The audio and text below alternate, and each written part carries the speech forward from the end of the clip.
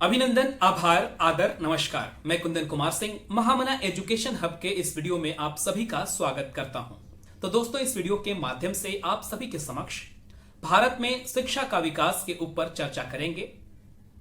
जितने भी important points हो सकते हैं, जितने भी तथ्य हो सकते हैं जो आपके एंट्रेंस एग्जामिनेशन के लिए महत्वपूर्ण होंगे, उन सबको इसमें हमने तैयार किया है और आप तक लाने की भरपूर कोशिश करूंगा। कृपया करके पूरा देखिए, सुनिए। देखने सुनने के बाद में मैक्सिमम लोगों तक शेयर भी कीजिएगा।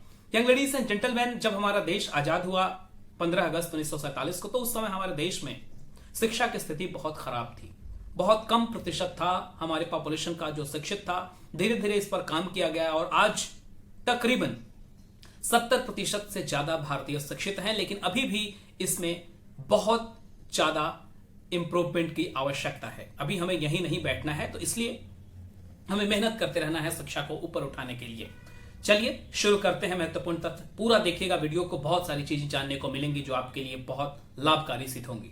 तो सबसे पहला है कि देश के प्रथम शिक्षा मंत्री कौन थे, तो उनका नाम था मौलाना Abul Kalam Azad. Maulana Abul Kalam Azad was the first education minister of our country. आगे बढ़ते हैं। भारत में प्रथम राष्ट्रीय शिक्षा नीति कब लागू की गई? भारत में प्रथम राष्ट्रीय शिक्षा नीति साल 1968 में 1968 में, जब हमारे देश की प्रधानमंत्री श्रीमती इंदिरा गांधी थी। बहुत दूरदर्शी, बहुत अच्छी थी और देश के लिए काफी कुछ करके गई। इसके बाद दूसरी नेशनल एजुकेशन पॉलिसी, राष्ट्रीय शिक्षा नीति 1986 में जब राजीव गांधी हमारे देश के प्रधानमंत्री थे, तो उस समय उन्होंने UGC, NCERT, AICTE, ICAR, IMC, इन सब एजुकेशनल इंस्टीट्यूशंस को इंपॉर्टेंस देने के लिए बहुत काम किया राजीव गांधी ने। 1986 में जब दूसरी नेशनल एजुकेशन पॉलिसी आई, कोठारी कमीशन 1968 में ही आ गया था इंदिरा गांधी के समय में। ऑलराइट, आगे बढ़ते हैं। भारत में अंग्रेजी शिक्षा का मैग्ना कार्टा किसे कहा जाता है, तो Charles Wood dispatch. Wood dispatch आपने पढ़ा होगा हिस्ट्री में, तो उसे भारत में अंग्रेजी शिक्षा का मैग्ना कार्टा कहा जाता है, जो 1854 में 1854 में लाया गया था।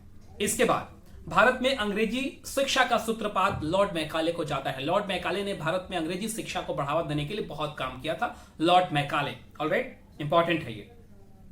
शिक्षा का माध्यम अंग्रेजी बनाने हेतु मैकाले का विवरण 1835 में जारी किया गया था। साल 1835 से ही मैकाले काम कर रहा था कि शिक्षा का माध्यम भारत में अंग्रेजी हो जाए।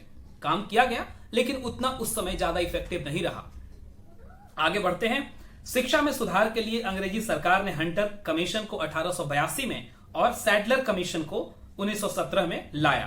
तो शिक्षा से संबंधित दो इंपॉर्टेंट कमीशन है। कौन कौन से? Hunter commission. हंटर से याद रखिएगा कि हमें पढ़ाई करने के लिए हंटर से पीटा जाता था, ठीक है ना। तो हंटर कमीशन याद रख लीजिएगा, इसे लाया गया था 1882 में। और फिर सैडलर कमीशन एक और था, तो सैडलर कमीशन साल 1917 में, ठीक है। चंपारण याद रख लीजिएगा। तो सैडलर कमीशन, चंपारण, कुछ ऐसी चीजें रिलेट करके याद रखी जाती हैं। तो सैडलर कमीशन और हंटर कमीशन दोनों शिक्षा से रिलेटेड हैं। आगे बढ़ते हैं।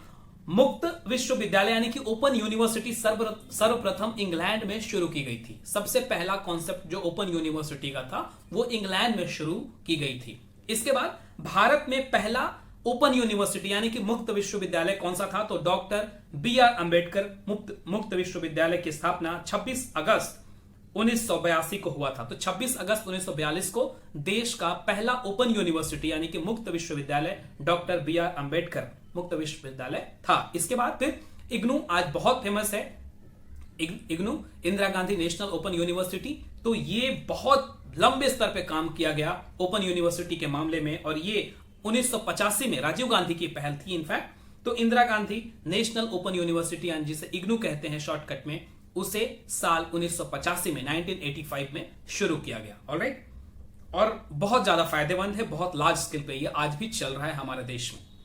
इसके बाद विश्वविद्यालय यूजीसी, विश्वविद्यालय अनुदान आयोग जिसे कहते हैं, यूनिवर्सिटी ग्रांट कमीशन, इसकी स्थापना कब हुई? 1956 में। 1956 में यूजीसी यानी कि यूनिवर्सिटी ग्रांट कमीशन की स्थापना की गई। आगे बढ़ते हैं। राष्ट्रीय शैक्षिक अनुसंधान एवं प्रशिक्षण परिषद यानी कि NCERT, national education council, national council for education research and training की स्थापना साल 1961 में की गई। ऑलराइट, तो NCERT की स्थापना कब की गई? 1961 में। और यूजीसी यूनिवर्सिटी ग्रांट कमीशन की स्थापना कब हुई? तो 1956 में। ये दोनों क्वेश्चन बहुत इंपॉर्टेंट है। आगे बढ़ते हैं। राष्ट्रीय साक्षरता मिशन की शुरुआत कब हुई? तो 1988 में साक्षरता मिशन, नेशनल लिटरेसी मिशन की जिसे कह सकते हैं, तो 1988 में उसकी शुरुआत हुई। ठीक है ना।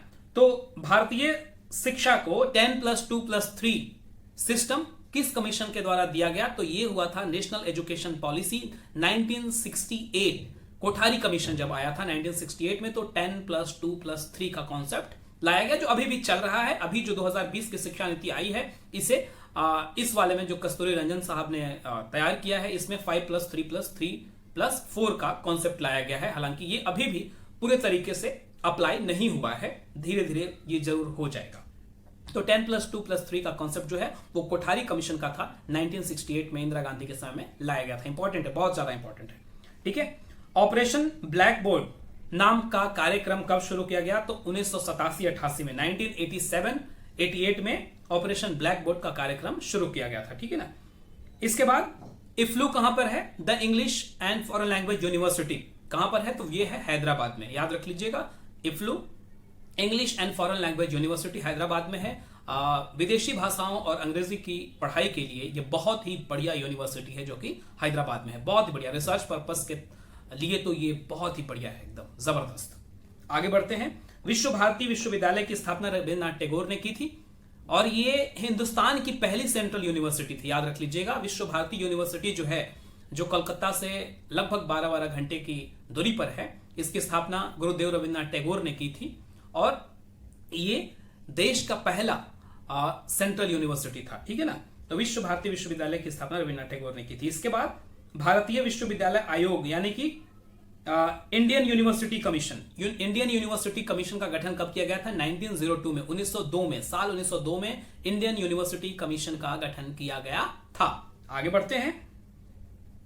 भारत में पहला आईआईटी कौन सा था? तो भारत में पहला आईआईटी था आईआईटी खड़गपुर, जो कि वेस्ट बंगाल में है। बढ़िया है। और सुंदर पिचाई जो हैं वो वहीं के प्रोडक्ट हैं। तो 1951 में इसे बनाया गया था आईआईटी खड़गपुर को। इसके बाद भारत में प्रथम इंजीनियरिंग कॉलेज कौन सा था? तो भारत में प्रथम इंजीनियरिंग कॉलेज जो था वो था रुड़की इंजीनियरिंग कॉलेज, जो अब आईआईटी रुड़की जरूर हो गया है। और उस समय क्या नाम था उनका? लॉर्ड डलहौजी के समय में ये खोला गया था। लॉर्ड डलहौजी के समय में ये खोला गया था engineering college, Roorkee engineering college के नाम से जिसे जानते थे। आगे बढ़ते हैं। फोर्ट विलियम कॉलेज की स्थापना सन 1800 में हुई थी कोलकाता में। फोर्ट विलियम कॉलेज की स्थापना कब हुई थी? 1800 ईस्वी में कोलकाता में। आगे बढ़ते हैं। जामिया मिलिया इस्लामिया की स्थापना कब हुई थी? तो साल 1920 में मोहम्मद अली जौहर ने की थी जामिया मिलिया इस्लामिया की स्थापना। ऑलराइट। इनफैक्ट ये एएमयू का, अलीगढ़ मुस्लिम यूनिवर्सिटी का एक दूसरा हिस्सा है। अलीगढ़ मुस्लिम यूनिवर्सिटी जो कि 19वीं शताब्दी में ही खोला गया था, लेट 50s में, और उसको सर सैयद अहमद खान ने बनाया था, खोला था, इनिशिएट किया था। और उससे प्रेरित होकर के ये जो दिल्ली में जामिया मिलिया इस्लामिया यूनिवर्सिटी साल 1920 में मोहम्मद अली जौहर द्वारा शुरू की गई, और उसी से प्रेरित होकर, इनफैक्ट अलीगढ़ मुस्लिम यूनिवर्सिटी से प्रेरित होकर मालवीय जी ने काशी हिंदू विश्वविद्यालय की स्थापना साल 1916 में करी थी बनारस में, जो कि आज हिंदुस्तान की एक रिनाउंड यूनिवर्सिटी है। बहुत ही बढ़िया, टॉप 3 टॉप 4 में हमेशा रहता है, हर साल जो भी रैंकिंग आती है NIRF की। आगे बढ़ते हैं। शिक्षा का अधिकार अधिनियम कब आया? तो 1 अप्रैल 2010 को। राइट टू एजुकेशन कब से लागू किया गया? तो 1 अप्रैल 2010 को लागू किया गया। और राष्ट्रीय शिक्षा दिवस कब मनाया जाता है? तो यह मनाया जाता है 11 नवंबर को। 11 नवंबर को राष्ट्रीय शिक्षा दिवस इसलिए मनाया जाता है क्योंकि उस दिन मौलाना अबुल कलाम आजाद का जन्म हुआ था, जो कि भारत के प्रथम शिक्षा मंत्री थे। उम्मीद है यह वीडियो आप सबको काफी ज्यादा पसंद आया होगा। कृपया करके इसे मैक्सिमम लोगों तक शेयर करने की कोशिश करें, और अगर इस चैनल को अभी तक आपने सब्सक्राइब नहीं किया है तो जरूर सब्सक्राइब करें। यंग लेडीज एंड जेंटलमैन, बहुत बहुत धन्यवाद। All the best for your bright future. God bless you all and good luck.